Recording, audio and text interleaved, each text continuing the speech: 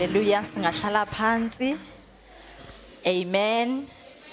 Diyabulisa ku tata wethu, ngicela simbethele izandla kakhulu. Amen. Dibulise otata bonke, omama, abantu abatsha neSunday School egameni lenkosi uYesu. Amen. Nabazalwana ba online if bakhona, ndibona icameras andikho noba bakhona na, kodwa ndiyababulisa in case bakhona. Amen. Okay, kusenjikalanga ngoku. Yes, so kule njikalanga. Okay, qala i-topic okanye i-theme yale conference nansi yaphaya. It is the character of a committed Christian. Amen. Ndine sihlokwanyana ke endizothanda sithethe ngaso thina apha eMalanga esithi be committed to finish. Be committed to finish. Zinikelele ukugqiba. Amen.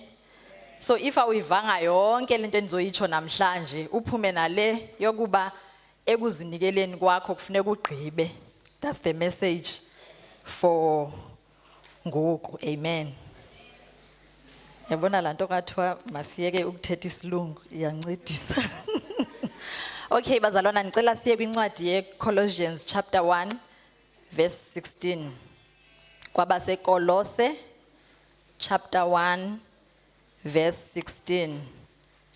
Ku NLT iti, for through him God created everything in the heavenly realms and on earth. He made the things we can see and the things we can't see, such as thrones, kingdoms, rulers, and authorities in the unseen world. Everything was created through him and for him. Babeni ngomnye umshumayeli benzothi masitsho sonke kulaa sentence yokugqibela, everything was created through him and for him. Cela siyifunde nasesiXhoseni ke.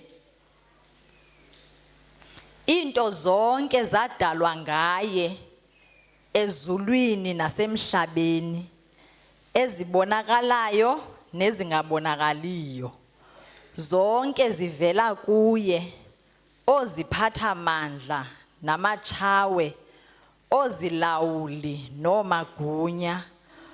uThixo walidala ngaye, elidalela yena ihlabathi liphela. Sifundeni sonke ke la mgca wokugqibela. uThixo walidala ngaye, elidalela yena ihlabathi liphela.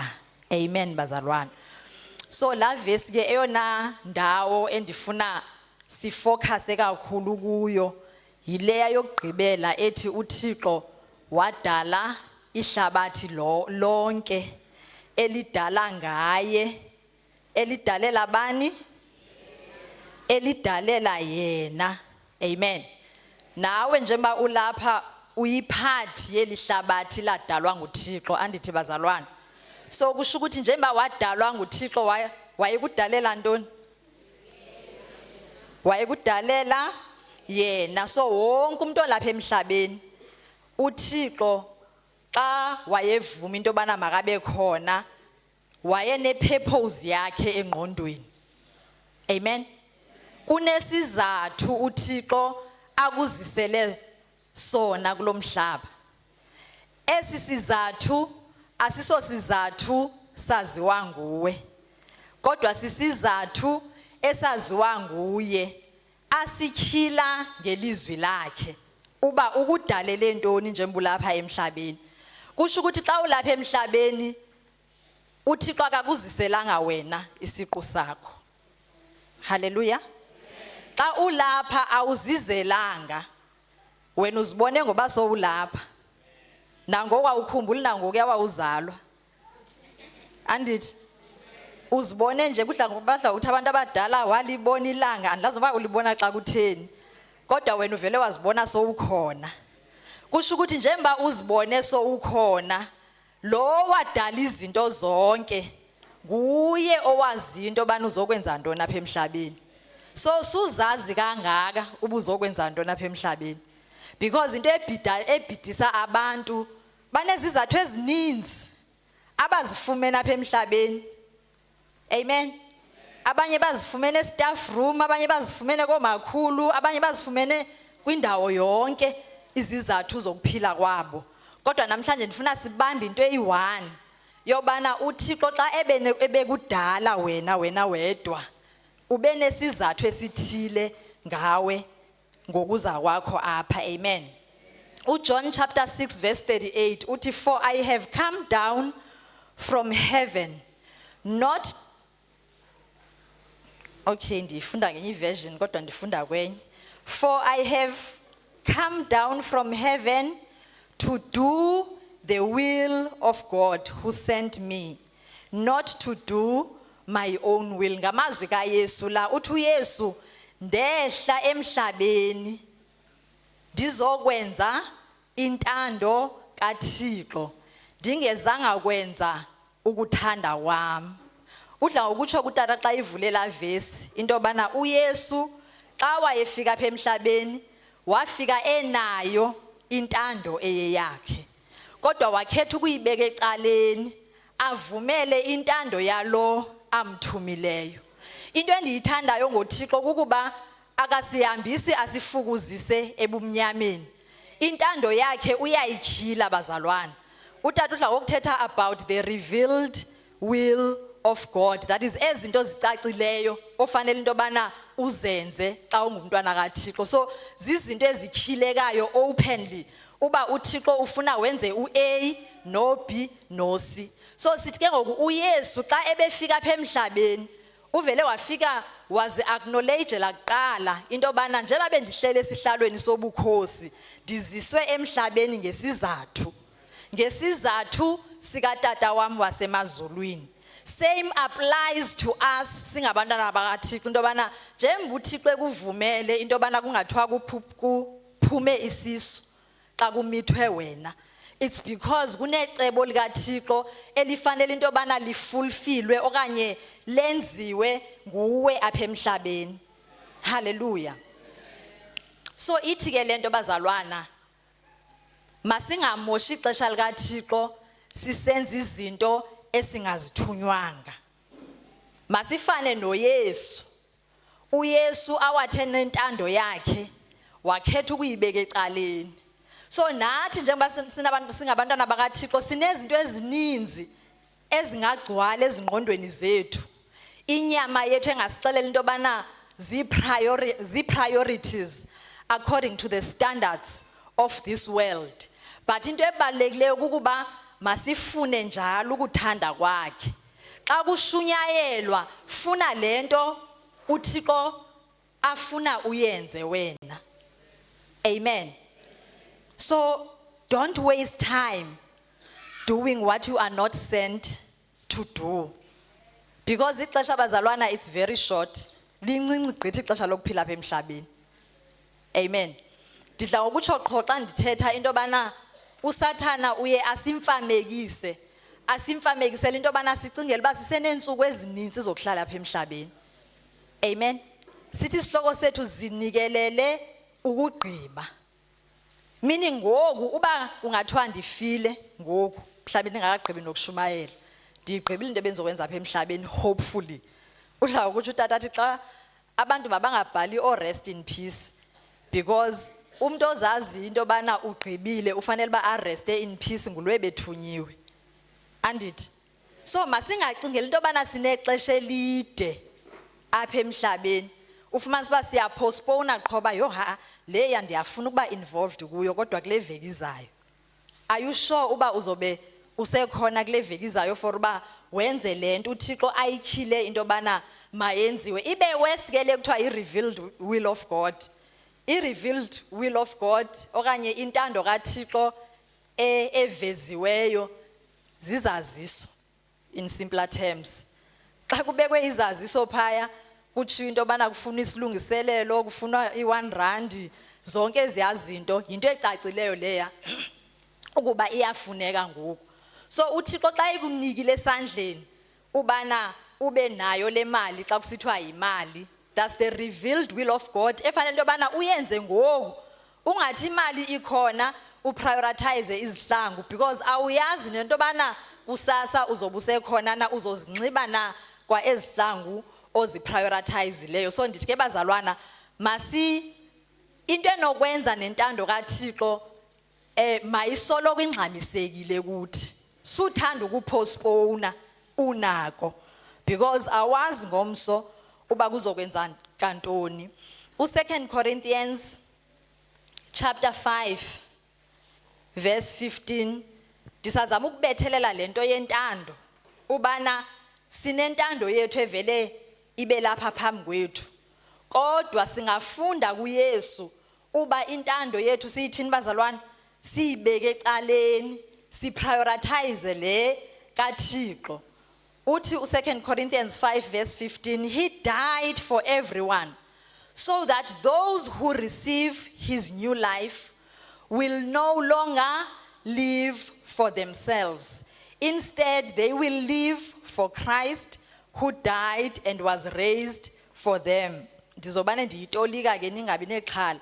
Kuthiwa phaya uYesu wabafela bonke ukuze abo bamamkelayo bangabi saziphilela bona kodwa baphilele lo wabafelayo.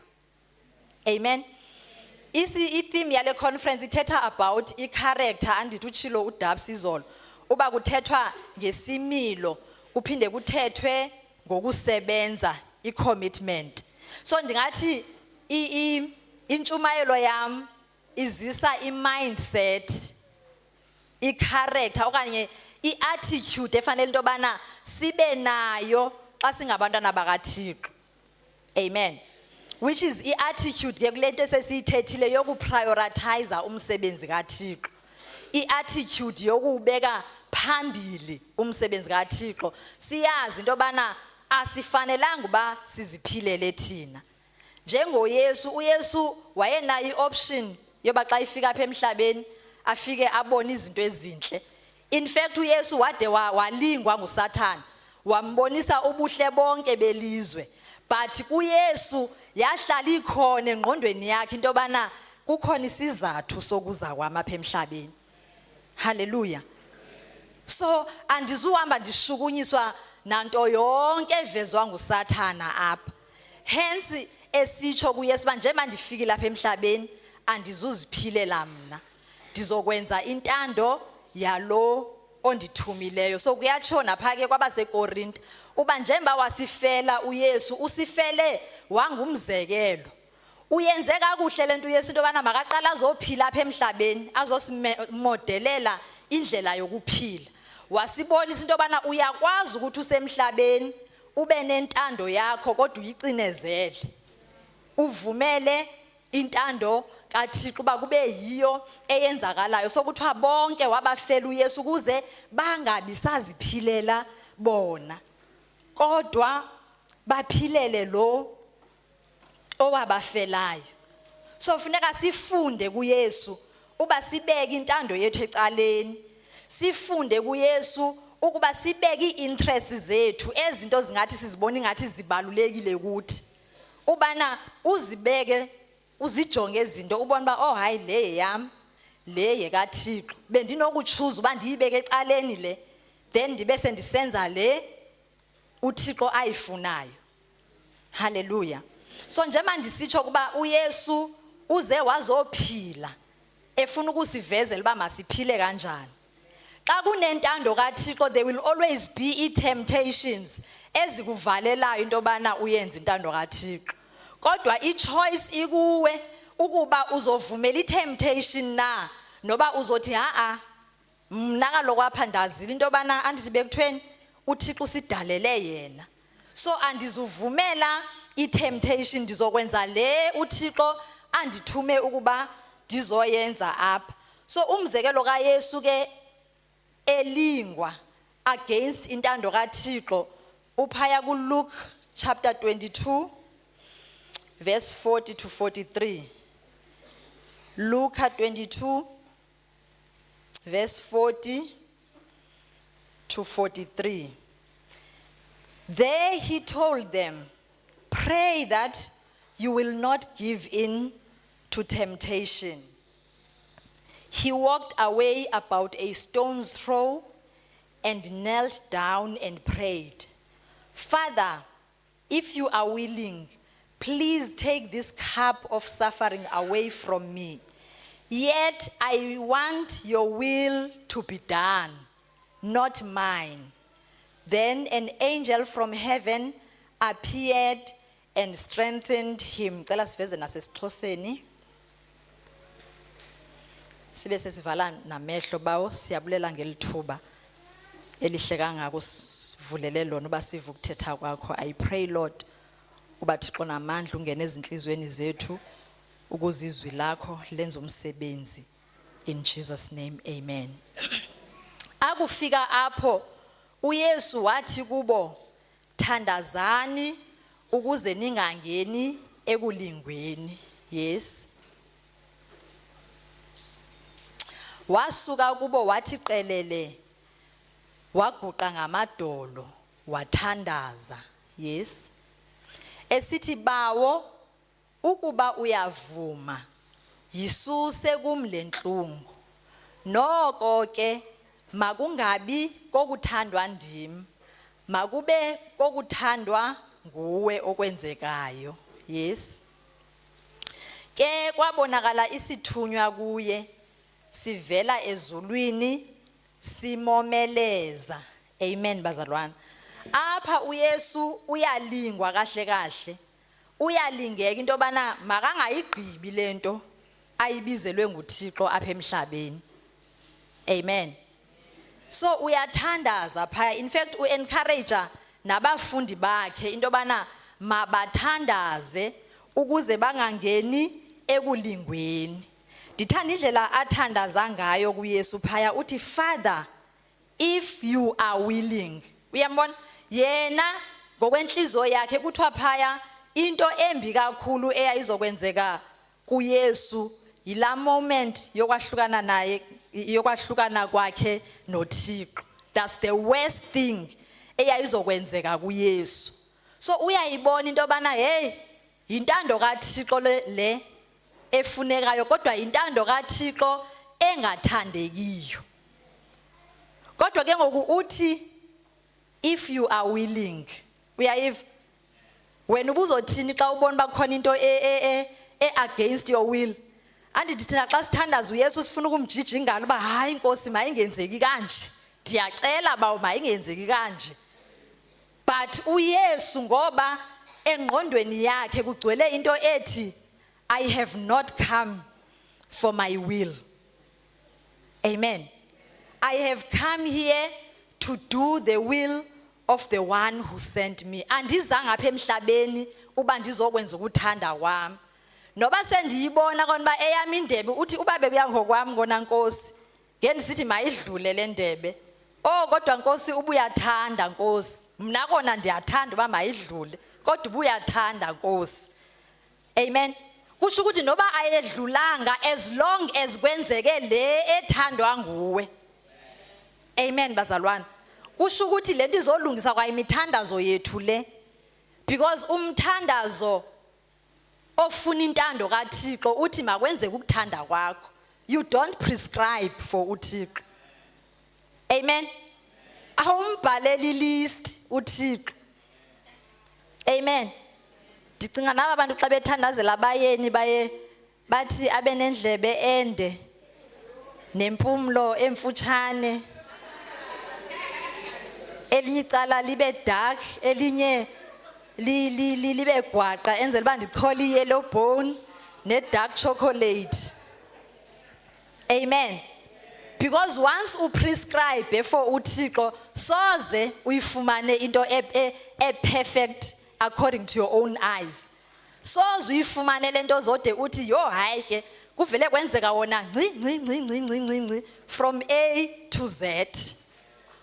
Kusho ukuthi xa sithandaza kuThixo sisepha isilingweni ke kodwa masithandaze sinento eninzi ethi Nkosi ndiyayibona kone yami intando bilalele kweyiphi icala kodwa ndizoyivumele yakho noba ingandi inconvenience intando yakho, because intando kaThixo iya inconvenience. Amen. Kunqabile into bana intando kaThixo ivele iflowe kwi-dreams zakho ubone nje ba hayi mna ndathandwa nisesesizalweni sikama, ndathi xa ndisithi eyami intando ndabe ngiqonda ba iye eGoli, hayi uThixo wavele wandithi noba uyile eGoli uzofumanisa ba ikhona la ndawo ike yangathi li-dry yathi. Amen. So uthi uYesu, if you are willing, ubuyathanda Nkosi uYesu kona uba kube kusiya ngokwami ngendisithi le ndebe mayidlule, kodwa Nkosi ndifuna kwenzeke le efunwa nguwe. And xa uthandaza umthandazo oprioritizer intando kaThixo, uThixo uncedisana nawe, because nawe kuyaphaya kuthiwa kwabonakala isithunywa kuye sivela ezulwini sisenze njani bazalwane, simomeleza. Amen. Ngeke omelezeke emthandazweni ongowakho wedwa ongahambi nentando kaThixo. Amen. Ubumthandazo wakho according to iwill kaThixo uzothi ngokubuqonda ba kwenzeke le, ufumanisa uba nalanto eyithandayo le ntando kaThixo obukhe wangathi awuyithandi, because uThixo uyibonile inhliziyo yakho ba you are not selfish. Awukho about into ba makwenzeke le ezokonwa ii-emotions zakho, into uprioritize le nhliziyo kaThixo. So uYesu wafumana ukomelezwa ngoba kwakufanelekile into bana yonke into yenzeke ngokweplan kaThixo. So wayeqinisekile kuThixo, waye decisive uThixo.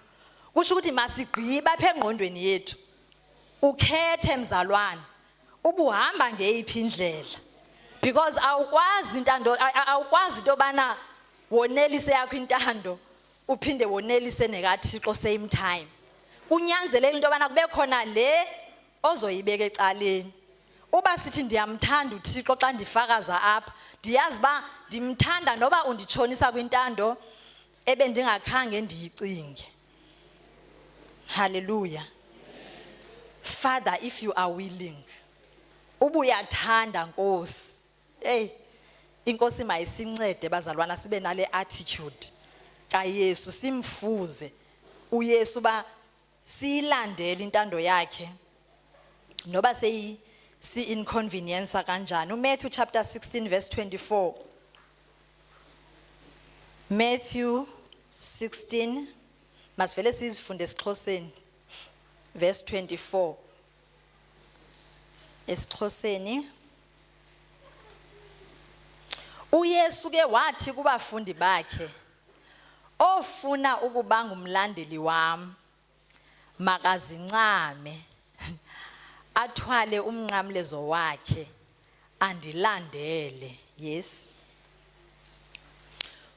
Kuba othe wafuna ukusindisa ubomi bakhe wolahlekelwa bubo, kodwa othe wabuncama ubomi bakhe ngenxa yam wobusindisa. Yes. Kaloku komnceda ntoni na umntu ukuba uthe walizuza ihlabathi liphela kodwa walahlekelwa bubomi bakhe? Okanye umntu angakhupha ntoni na exabisekileyo ukuze angalahlekelwa bubomi bakhe? Amen. So uYesu phaya uthetha nabafundi bakhe kwakhona, uyabaxelela pha ba uba nifuna ukulandela mna kufuneka nizimisele into bana nizothwala umnqamlezo. Amen. Nizothwala umnqamlezo and give up your own way. Uzobeka indlela yakho ecaleni uthathe le kaYesu. You will deny yourself. Amen. Uzophila okungathi awuzithandi njengoYesu. Yabona uYesu phaya ucacile uba ibikhona la ndawana yokuzithanda okanye yokuyithanda intando yakhe, kodwa wakhetha intando kabani?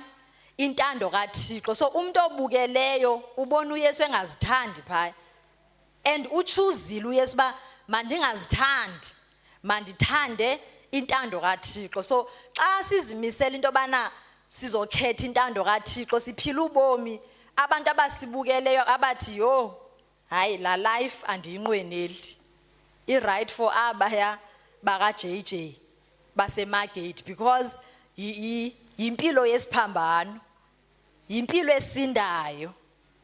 Amen. Kusho ukuthi masingacingela into abana bazalwana kuzohlala ku-exciter ukwenza intando kaThixo.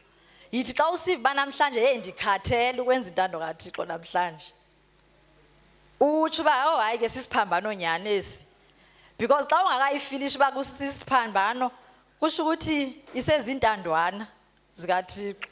Xa sowufike kuyo izoba heavy, izoba sisiphambano. Amen. So ufuneka sibe willing to suffer for Christ. Ibe yinto esi-ready for yona into bana sizova kabuhlungu kuba sikhethe uYesu. Sizoxabana neefamilies zethu kuba sikhethe ukuxabana noYesu. Ayikho into ebuhlungu njenge-rejection bazalwana. Nicima? Ditheni mna? Hayi sixabanelani noYesu bazalwana. Fire.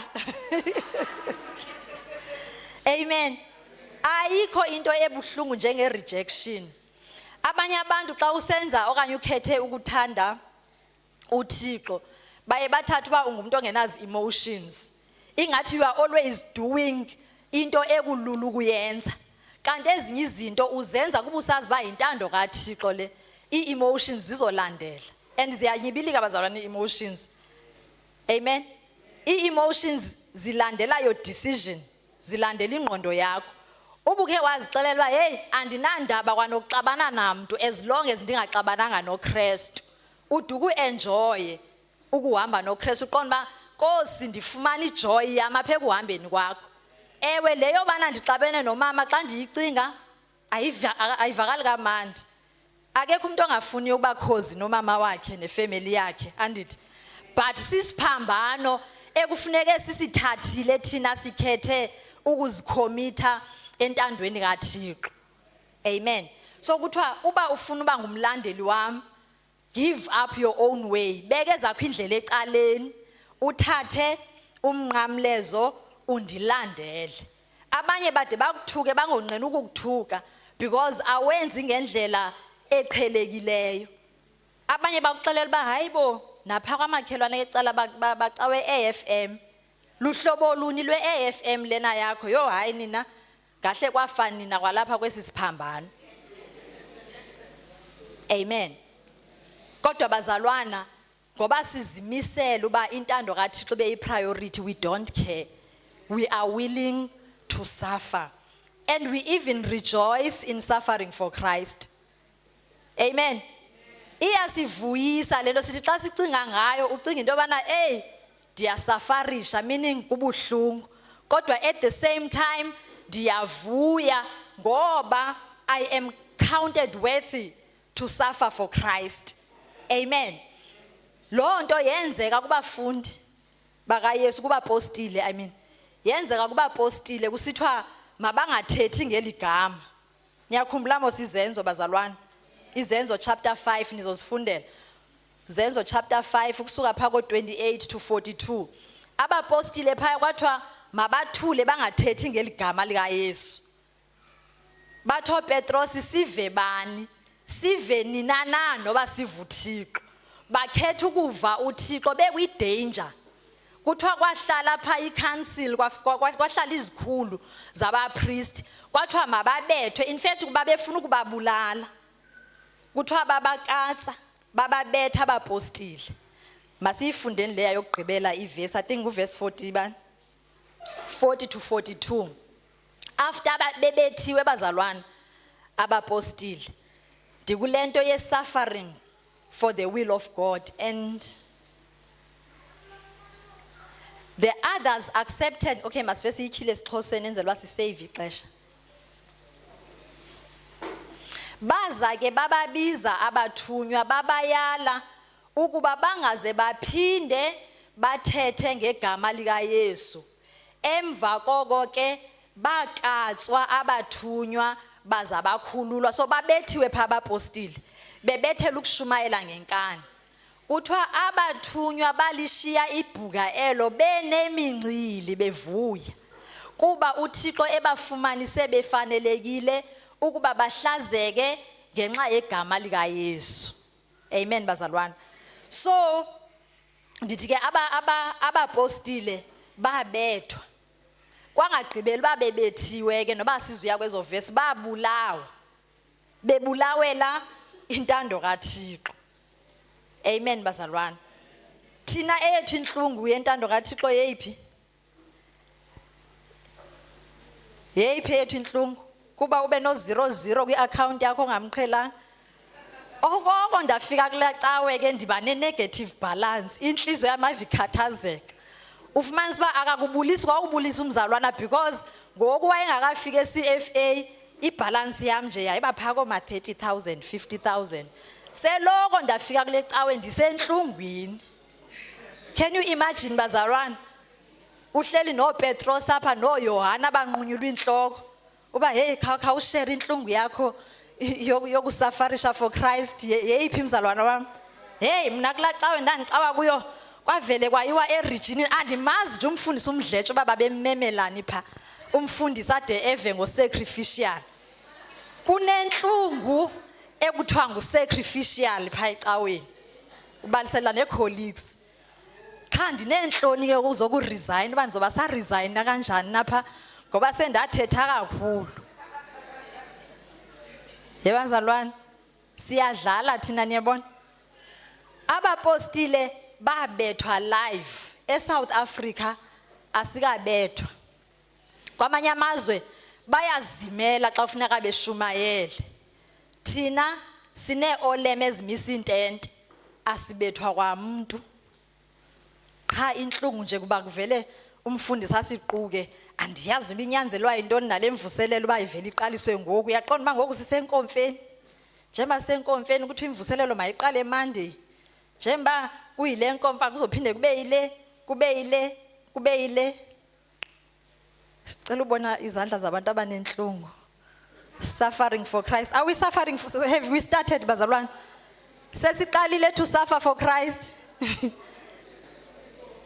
Pho kutheni le nto ucimba uyasafarisha xa imali yakho iphelele ecaweni? Because eyona test yethu bazalwana njengoba sithetha ngemali qho, it's because sicingela uba siyasafarisha thina. Ibe wesi ke omnye ufumanisa uba uyigqibele ematyaleni wakhe xa uzimela ngale cawe. Xa usiya kwa-budget akukho kwacawe okanye icawe ngu-5% we-budget. Kodwa hey we are suffering for Christ a Christian family mntakabawo.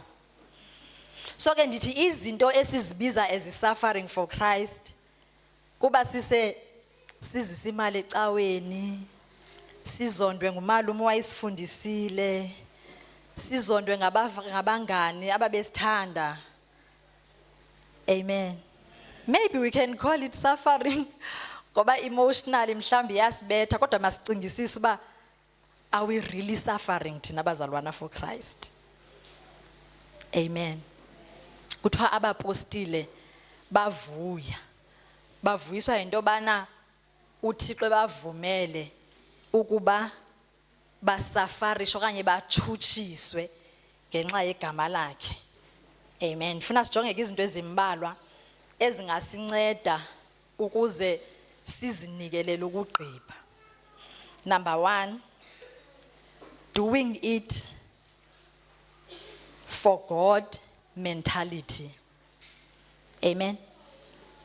Doing it for God mentality. Ukuba nengqondo ethi ndiyenzela uThixo. Ubungakuba naleyo mentality bazalwana ngeke ungagqibi. Ngeke ube discouraged uyeke esithubeni. 1 Corinthians chapter 10 verse 31 uthi, so whether you eat or drink or whatever you do, do it for the glory of God. Sivule esiXhoseni. 1 Corinthians chapter 10 verse 31. Doing it for God mentality. Nokuba ke nenza ntoni na, nokuba niyatya, nokuba niyasela, yenzelani udumo lukaThixo. Amen. Ubungahlala unayo mentality okanye unaleyo ngqondo ethi ndenzela uzuko likaThixo, no one will ever discourage you. Amen. Ngeke uyiyeke esiphakathini into kaThixo kuba usithi yo undityhafisile umzalwane othile. Uyazi bakudala wacawa kule cawa kodwa ndive ndathi xa ndithetha naye wandityhafisa wathi ndiyazigqatsa ndiyayiyeka kwayilento kanti ubuyenzela abantu. Amen. Yenzela uzuko lukaThixo sukwenzelwa nokubonwa ngumfundisi okanye nokunconywa ngumfundisi. Because nje masibanintsi kangaka umfundisi uzovela abone lo wayahleli pha eminyango ongeziwe kuba yena uthe qelele pha yedwa wena ulapha esiphakathini.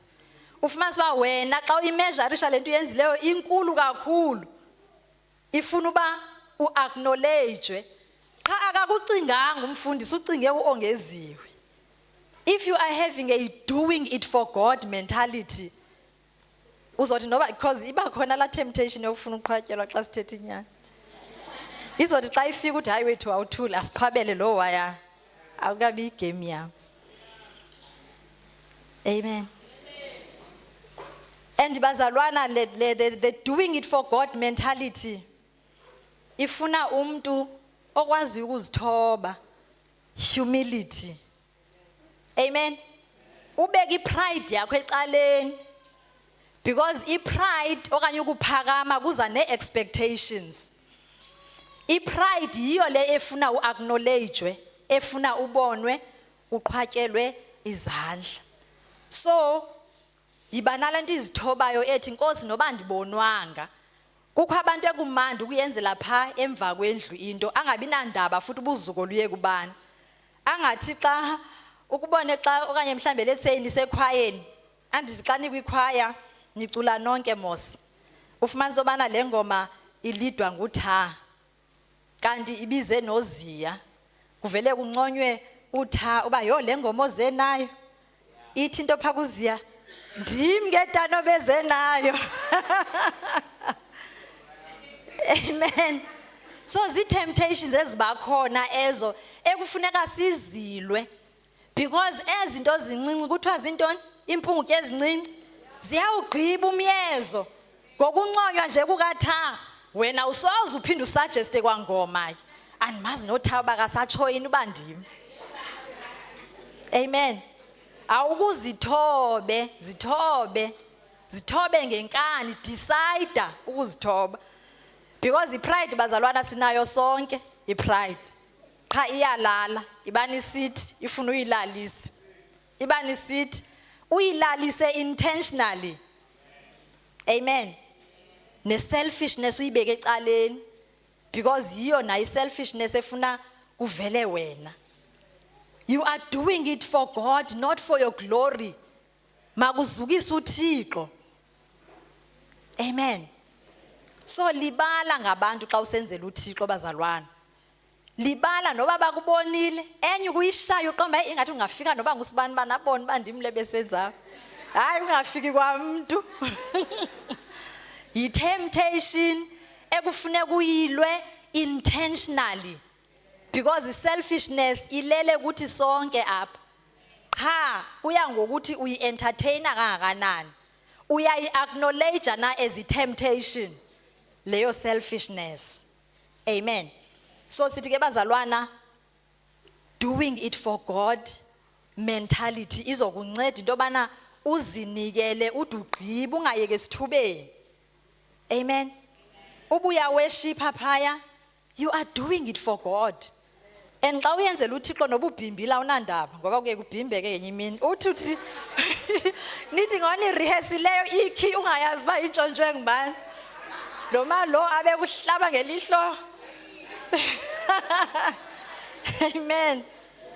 So ubuya hlabelela, you are doing it for whom? For God. Ubuya pheka ekitchen. Uyenzela uThixo. Amen. Uba abafika ngabanye ungakhubeki but usebenzela uThixo kodwa kilungiswe le ungafiki kwabanye. Amen. Kodwa wena noba nipheke nababini enjoy that you are serving. Uchilo uTahlamandana wathi we should serve bazalwana. Enjoy the fact that yo noba bafikanga umvuzo umkhulu emazulwini njengoba ndipheka ndodwa kodwa sibe sesi-addressa ababebezofika bangafiki. Amen. Abagada imoto phangasemva, you do it for God. Omnye uzothi umreversisa ethi kukhona umama wathi hayi imoto yami ine-reverse camera ndidinga incedo lwenu. So nizothi niyabancedisa phaya ba-reacte ngeenhlobo. But ubunala nhliziyo ethi noba undiphoxile ndiyenzela uThixo. If uya-asharisha ubundiphoxile wathi ndifanelwe sesasitulo ndangafanelwa sesiya bendisenzela uThixo kakade. Amen. Ne-satellite leaders, you are doing it for God pha. Ungayiphazama ungacingela into yobana you are doing it for JJ. Because uJJ angazimithi zonke i-expectations zakho. But ubungayazi into yobana you have been entrusted by God, uthenjwe nguThixo uba wenze lo wamsebenzi. Noba uphoxekile, noba uhlutshwa ngabazalwana ngoba bake bahlupha abazalwana zibhokhwe. Ayizobhokhwe zigusha abazalwana. Igusha zibane zikuthi ngempondo wena nje ubani unqanda uthi hey, anyways I'm doing it for God. Amen. Khona enye project endike ndayenza ndibane ndibabalisela baba hey uba lento libingaviye kaThixo ngendimiyeka yazi lo muntu ndimveze. Amen. Kodwa kugcwale lento ithi ngoba yekaThixo lento mandiyenze yena uunfair ndiyambona kodwa I am doing it for God. So whatever nokunikela abazalwana ubuyazazi bunikela for God ngeke ube unfaithful. Ngoba uyayazi ba uyenzela lo abona inhliziyo yakho kuqala. Uyenzela lo abona ibank account yakho. Amen. So masibe nala attitude ke ethi whatever esiyenzayo siyenzela uzuko likaThixo. Then number 2, you should remember that you will account one day. Khumbula into bana kukhona imini apho esizonikeza ingxelo. 2 Corinthians chapter 5 verse 10. Uthi for we must all appear before the judgment seat of Christ so that each of us may receive what is due us for the things done while in the body, whether good or bad. Siyeni ke ku esiXhoseni. Kuthiwa kuba sonke kufuneka sivele phambi koKristu asivavanye. Umuntu ngamnye uyakufumana lonto imfaneleyo nokuba yenhle nokuba yembi ngokwendlela ebeziphethe ngayo kulomzimba. So bazalwana yonke into esiyenzayo apha masikhumbule into bana sisazophinde siyo account sizophinde siyonika ingxelo. Amen. So akuzuphelela apha yonke into yenza apha emazulwini ya credit. Amen. So masihlale siyikhumbula ke lonto le into bana sizo account sizobuzwa. Amen. So yeah, njengoba besisitsho pha into bana we are doing it for God, sizophinde siyo accounta kwaphaya kuyi. Siyenzela uThixo sizophinde siyo accounta kwaphaya kuye. Quickly ke bazalwana ndifuna sijonge ke izinto ekufuneka sibe committed kuzo. Ezinye nizozibala nje ndithi gqi ndidlule kwizenzo chapter 2 verse 42. Sesiyamazi bazalwana kuphaya kuthiwa abazalwana abazalwana bebandla lokuqala ngaba kuthiwa babe devoted babezinikele number 1 emfundisweni yabapostile. Amen. Zizinto ezingefuneka sibe committed kuzo uba sizinikele emfundisweni yonke into esiyifundisiweyo make sure uba uyayenza. Xa kufundiswa make sure uba ubhala inotes uphinde uphume uyomamela uba bekusithiwani. Enzela into bana uzoyenza lento because ufuneka devoted to the teaching. Amen. Number 2 kuthiwa kwakhona babezinikele kwi-fellowship ekuhlanganyeleni. Njengoba sihlangene ngokusuke igoli imonti sonke sazohlangana apha. It's because ukuhlangana kwethu bazalwana kuyinto enkulu kuyinzuzo ukuhlangana kwethu. Umuntu nango umuntu omamele online iyabanda inkonzo xa imamele online. Hayi ngeke kude kufane bazalwana. akufani tu. Amen. So ungaboza uziqhathe uthi hayi wethu ecaweni yethu kuphucukiwe sibukela nase TV. Yazi ba uyaziqhatha, you need to be devoted to a fellowship ekuhlangenyeleni, ukuthande ukuhlanganyela.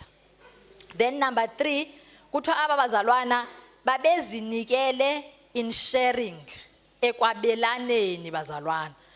Ndiyayithanda ke le yokwabelana, and ndiyathanda uThixo uba asincede siyi Christian family ukuba sizinikele ekwabelaneni bazalwana. Amen. Ingabi kokwabelana kobana kuthiwe yi500 njengoba yi500 kuthi uzokhupha i2 khupha i2, khupha i2. Ingathi inkosi ngake isincede kuphele the yintoni lento, is it nkazathing bazalwana? Ikiphele the nkazathing mentality. If uThixo ukunikezile amandla not to nkazathi, ungankazathi. Amen. Ngenye imini iconference ihostwe nguwe wedwa because unako, xa unako. Ungatshone eqokobheni kuba kusekwathiwa o1000 akutshona niba o1000 kuthiwa food, speaker and transport. Kuthiwa aba bazalwana they were devoted bazalwana. Ndifuna siyifunde the last verse ka Acts chapter 4. Ku chapter 4 na yeah, verse 37. Masiyeni ku 4:37. 36 uthini 36? uJoseph umlevi onkaba iseSipro owathiwa ngabathunywa bathi nguBarnaba umthuthuzeli. Yes. Wathengisa umhlaba wakhe waza wayizisa imali leyo kubathunywa. Yes. Ke kaloku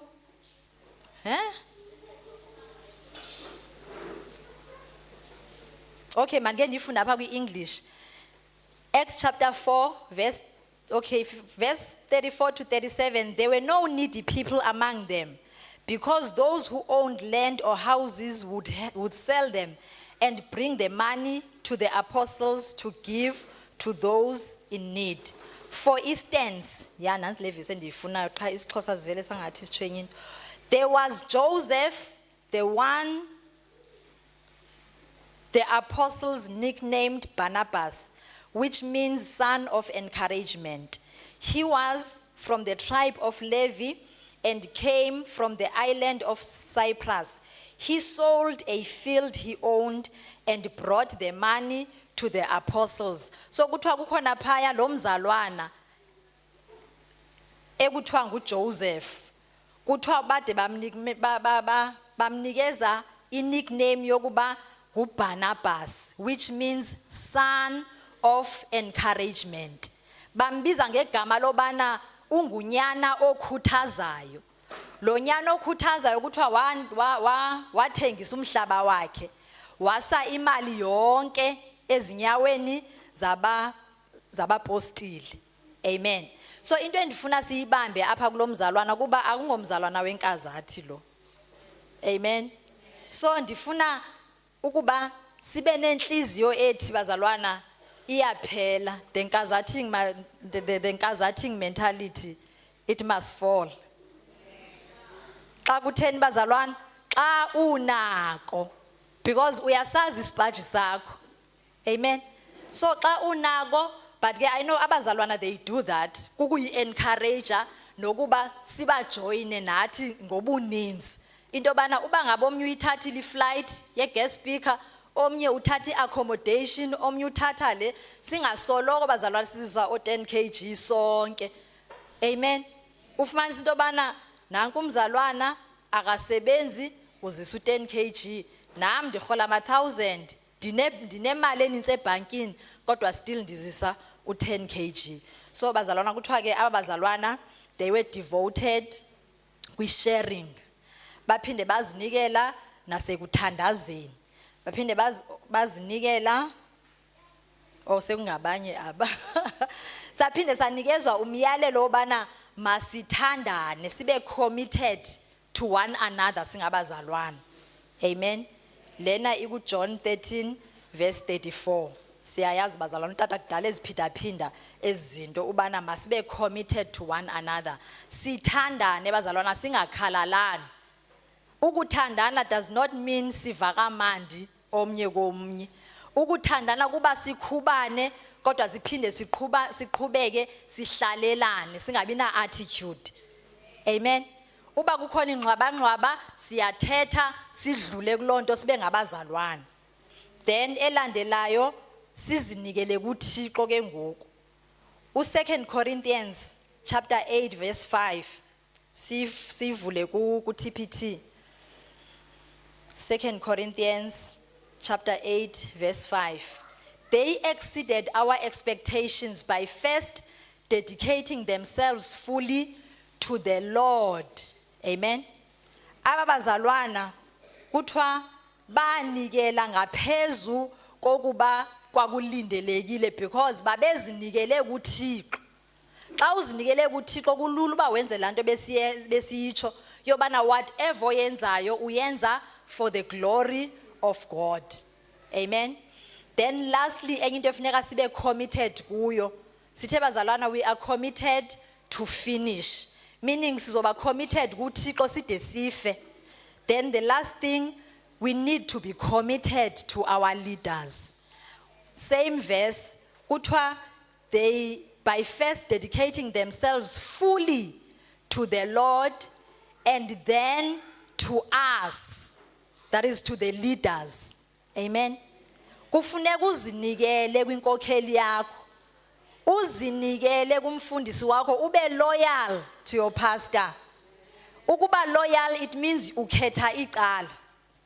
Uba ndiyamazi ba umfundisi wami imfundiso yakhe iya kweliyacala. It means uba ndilandela abafundisi abatsho the same thing etsho ngumfundisi wami. That means you are committed to your leader. Uzinikele enkokhelini yakho, and xa uzinikele enkokhelini yakho uzoba lula noba uzinikele emfundisweni yenkokheli yakho. Because if awuzinikelanga kwinkokheli there is no way uba ungalandela imfundiso yenkokheli yakho. Amen. Then lastly ke bazalwana, xa sele sizovala sizojonga imizekelo emibini eBhayibheleni yabantu who committed to finish. Abantu abazinikela bade bagqiba. Owokuqala nguYesu inkosi yethu lesiyilandelayo. uJohn chapter 17 verse 4 to 5. Uthi I brought you glory. I brought glory to you here on earth by completing the work you gave me to do. Now, Father, bring me into the glory we shared before the world began. Amen, bazalwane. Uthi uYesu ndikuzukisile Thixo ngokuba ndigqibe wonke umsebenzi obundibizele wona okanye ubundithume wona apha emhlabeni. Amen. Uthi ngoku Nkosi into eshiyekileyo is for you to bring me the glory. Njengoba bendihle ndisesihlalweni sakho ndifuna ngoku ukuya kwi-eternal glory ndihlale ekunene kwakho because into ubundibizele yona apha emhlabeni ndiyenze njani? Ndigqibile. Then umzekelo wesibini uPaulos. uPaulos ku-Acts chapter 20 verse 24 uthi but my life is worth nothing to me unless I use it for finishing the work assigned to me by Lord Jesus, the work of telling others the good news about the wonderful grace of God. So uPaulos ubomi bakhe emhlabeni ubuphile ngala mentality efana nekaYesu. uYesu waye wathi into bana apha emhlabeni andizelanga ba ndizokwenza intando yami kodwa ndizokwenza intando yalo ondithumileyo.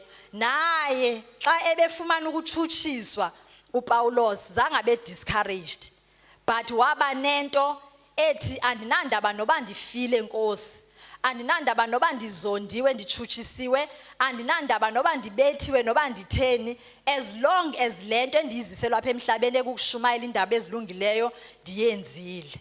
Then xa sivala ke ngoku 2 Corinthians chapter 4 verse 6 to 8.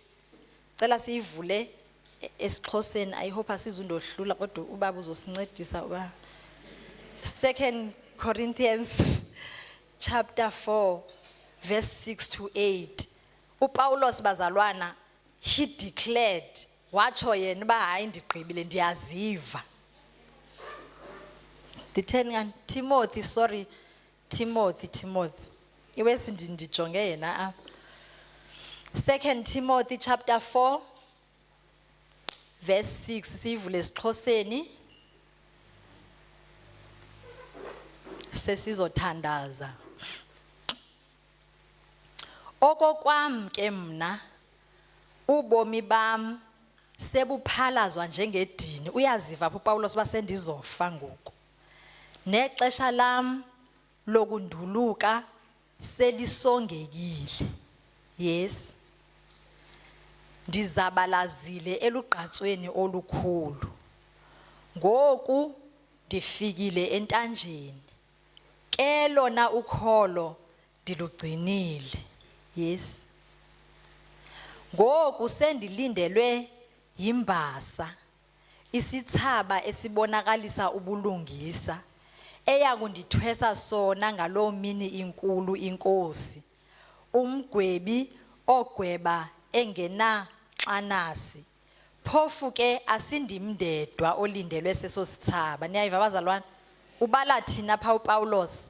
uPaulos uyaziva uba usebenze wagqiba. Ubethiwe wasezingozini, yonke laa nto esiyaziyo ngoPaulos. Uthi ndiyaziva ngoba sekusele kancinci uba ndife. Into endivuyisayo uba njengoba sendizofa, ukholo lwam ndilitheni bazalwane? Ndilugcinile. Ugqatso ndilufezile. Into lesithathu. Umzamo omhle ndiwuzamile. Uthi ngoku sendilindelwe sisithaba. Esithaba sizufunyanwa ndim ndodwa.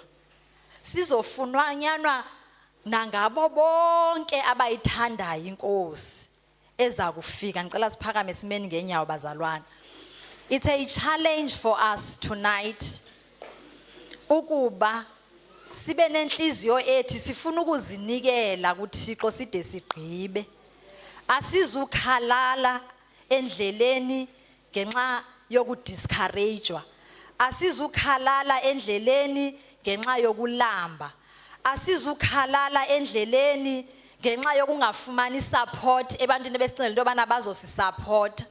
Sinomzekelo omhle kaYesu kuqala, who modeled this life on earth. Zange bube lula bazalwana ubomi bukaYesu, and we can't expect ubomi obulula nathi xa sizimisela ukunyathela enyathelweni kaYesu.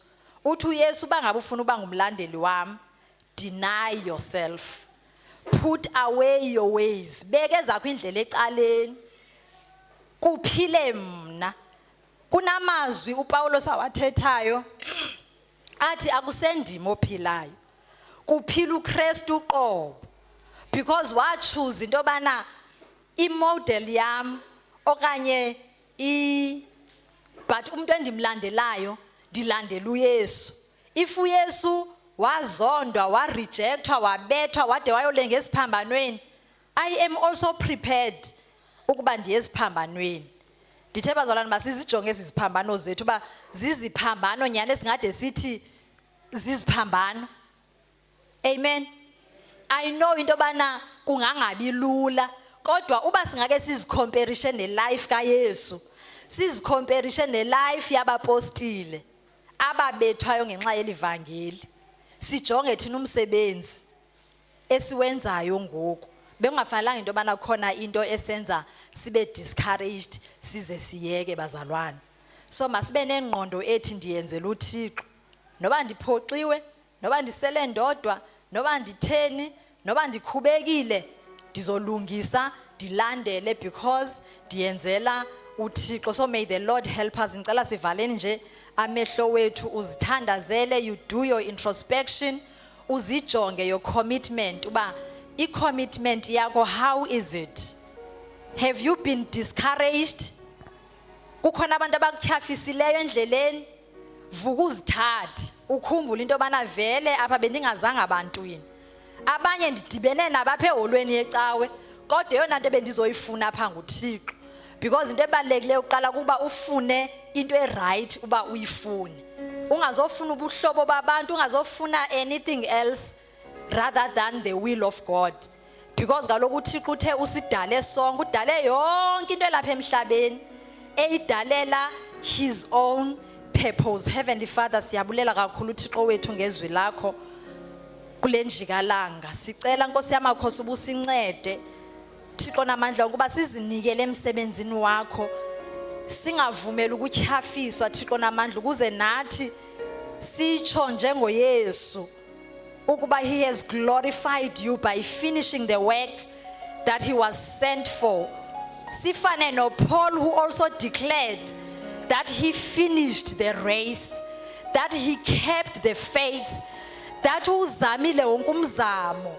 Thixo namandla sicela usincede soneliseke kukhonza wena, sithi noba siyaguga noba siyafa kodwa soneliseke kuba sikukhonzile, sizonelisile ngentando yakho. May you help us Lord ukuba Thixo namandla onke singabuswa yethu intando side silahleke evangelini kuba sifuna ukwenesa feelings zethu. May you help us, oh dear Lord, uba ibe ligugu into yokusafarisha for you, ibe ligugu into bana we are doing umsebenzi wakho, siyibone as a privilege into yobana Thixo namandla onke sinikezwe opportunity to serve you. Siyabulela kakhulu ke Thixo namandla emalanga nje, we pray Lord ukuba imfundiso yakho nezwi lakho lihlale libusa ingqondo zethu egameni lika Yesu waseNazaretha. We thank you Lord. Amen. Cela sibethe izandla.